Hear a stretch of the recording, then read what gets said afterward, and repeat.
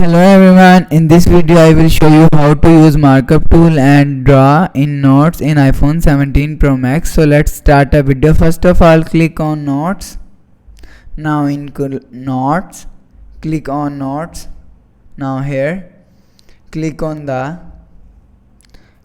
this markup icon. You will see a different type of tools. You will draw anything with the help of tools. This is pencil tool. You can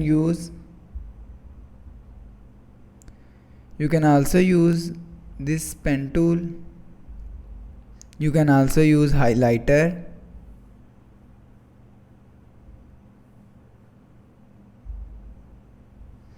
You can also use eraser. You want to erase.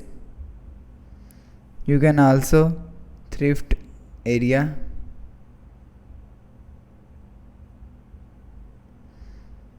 This is scale. You want to draw a straight line with the help of this tool.